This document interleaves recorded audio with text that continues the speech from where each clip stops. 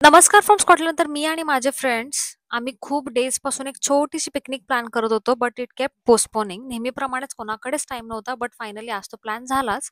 आम्ही आधीच फिक्स केलं होतं, की each one will bring something homemade आणि मला आला होता खूप जास्त कंटाळा, म्हणून मला आता सिंपलच करायचं होतं.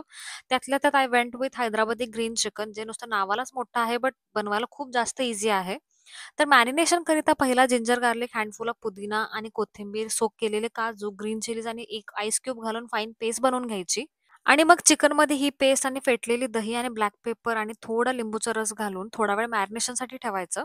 मग पॅनमध्ये तेल, खडे मसाला आणि फाईनली चॉप्ड ऑनियन चांगलं ब्राऊन होईपर्यंत भाजून घ्यायचं आणि मग मॅरिनेटेड चिकन घालून मिक्स करायचं आणि माईल्ड फ्लेमवरती लीड लावून कुक करायचं. जसं चिकन हाफ कुक झालं तसं त्याच्यामध्ये जिरा पावडर, धने पावडर, चिकन मसाला, गरम मसाला आणि मीठ ॲड करून त्यानंतर त्याला व्यवस्थित मिक्स करून परत 10 मिनिटं गॅसवरती ठेवायचं आणि इतकं सुंदर झालेलं. I think you guys should try it once.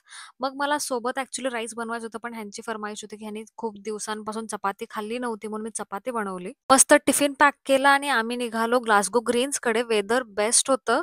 ऊन इतकं सुंदर होतं, की मज्जा आली. मग तिकडे पोहोचलो, मस्त ऊन वगैरे घेतलं. नंतर पकडम-पकडाई खेळलो, रील्स बनवल्या, फोटोज काढले भरपूर, लाईफबद्दलचे डीप कन्व्हर्सेशन झाले. हे सगळं करून जेवणसुद्धा केलं आणि जसं-जसं सनसेट होत होता, तशी थंडी वाढत चालली होती. मग निघायच्या वेळी एक मस्त चहा घेतला आणि घरी आलो.